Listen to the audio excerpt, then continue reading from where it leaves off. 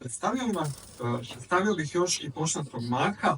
To je jedna zbirka priča, za razliku od čokoladnih godina. Te su priče mogu se čitati odvojeno. Osobito mi je draga Gusar Doktor Srđ, jedna priča o jednom gusaru koji nije dakle bio baš strašan.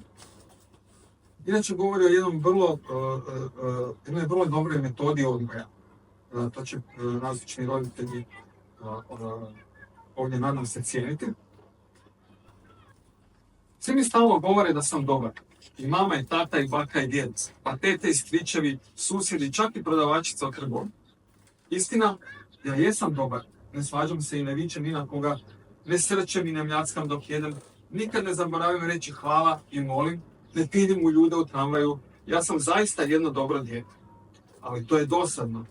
Život bi mi bio mnogo zanimljiviji da sam, na primjer, gusar koji napada trgovačke brodove. Otimao bih vrijedan teret i uopće ne bih morao reći hvala. Jeo bih hranu rukama i glasno srkao vino ili barem sol. Uzurio bih u koga god želim, osobito u Ana Mariju. A možda bi se i ona zapiljala u mene. Cure vole otpadnike, to pouzdano znam, jer moja sestra Katarina hoda s dečkom koji se nikad ne smije, nikad ne pozdravlja, nos boriša rukav poderane crne kožne jakne, a oko vrata ima remen sa željeznim šiljcima. Nitko ne zna kako se taj klipan zove, možda čak ni Katarina. No, iako izgleda zastrašujuće, ona ga voli. Pitam se samo kako se ne ubode na te šiljke kad ga zagrbi. Sine, obećaj mi da nikad nećeš tako što nositi oko vrata, zavapila je sinoć mama. Ne želim da izgledaš kao Doberman pušten s lanca. Pa naravno da neću, odgovorio sam, ali nosit ću povez preko oka. Što? Uspaničila se mama i stala mi grozničavo pregledavati jedno pa drugo oko. Kakav povez? Ne vidiš dobro, nešto se dogodilo? Mama, smiri se, rekao sam. Nosit ću gusarski povez. Biću zločesti i nepristojan, pljačkat ću brodove. Cure će me voljeti, a najviše Ana Marija. Mama me zabrinuto gledala kao da sam prehlađen, imam visoku temperaturu. Jer ti možda tata opet govorio da se više isplati krasti nego učiti? Upitala je. A ne misli on to ozbiljno, samo lupeta. Prođi to njega, znaš.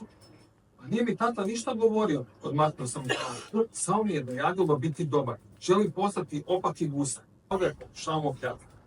Tek je podalje od mene zastala i mahnula mi, kao da me ispraća dok isprobljavam iz zvuke. Osjećao sam se poput gusara dobrog srca.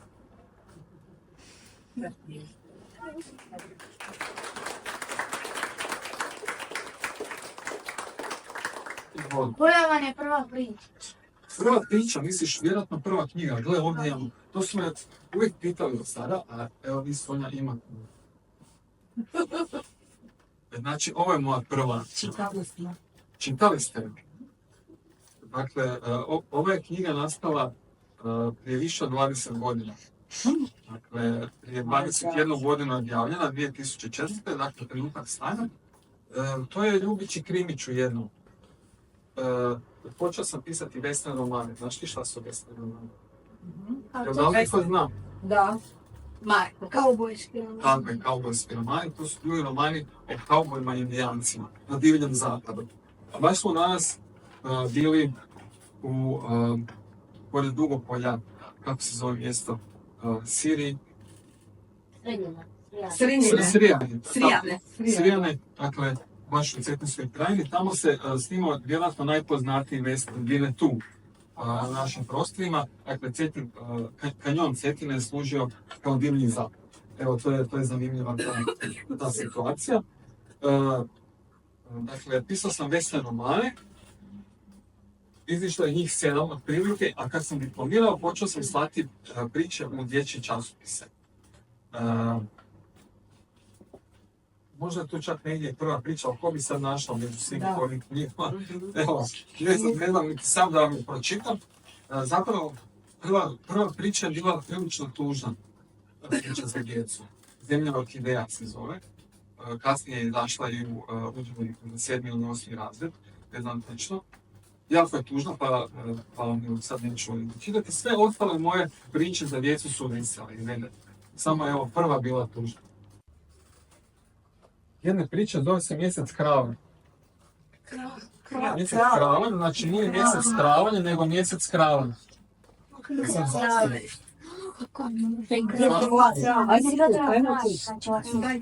Obožavam ići baki i djedu na selo.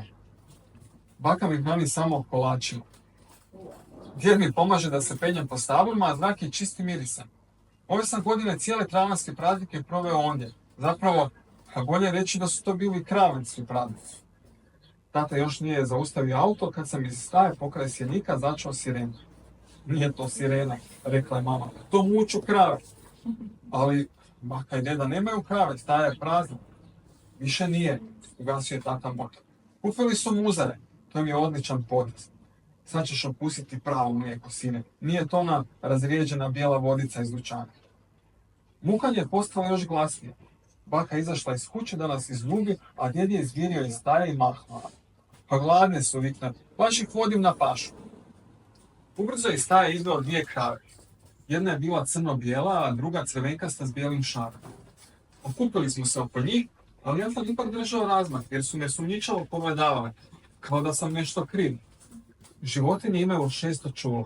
Možda su znali da sam Branki iz razreda rekao da je krava, a to nije bilo lijepo. Što si se prepao, razio djed da me malčiti strah. Ovo su moje nove ljubimice.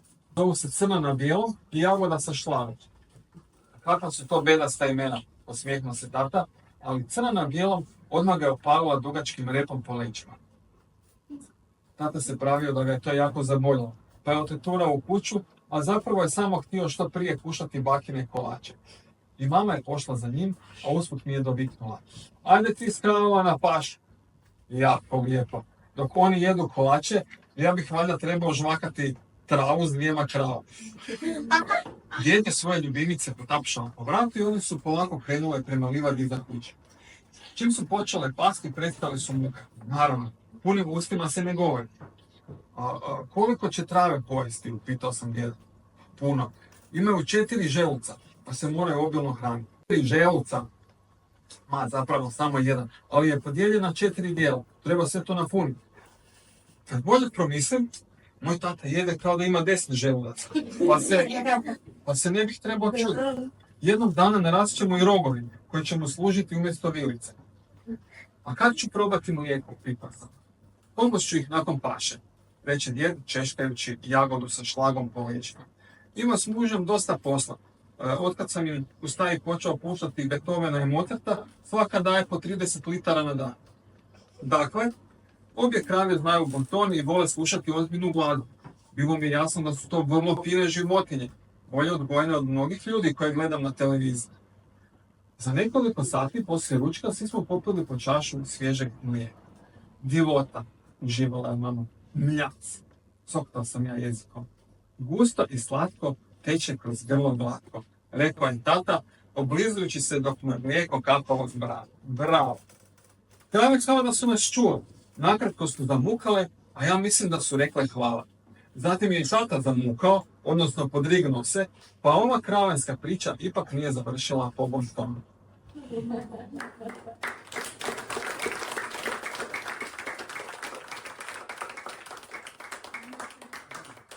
To je dakle, priča o jednom neobičnom mjesecu krave. Ali htio sam reći o čemu se radi u ovoj knjizi. Dakle, u naslovnoj priči se dječak Jan opet zaljubljuje u djevojčicu Petru. Vidite da Petra ima jedan vrlo zanimljiv hobi. Ona se bavi amaterskom fotografijom i objavljuje na jednom prastarom blogu na internetu svoje radove. I dječaku Janu se to strašno sviđa i on je pokuša osvojiti, međutim na potpuno pogrešan način.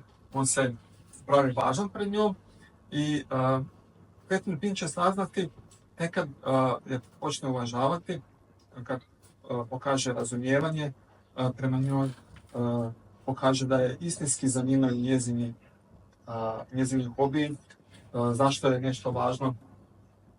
I tek kad se na taj način približi Petri, ona će i njega uvažavati, dakle, kao dječaka, prijatelja, možda i kao simpatik.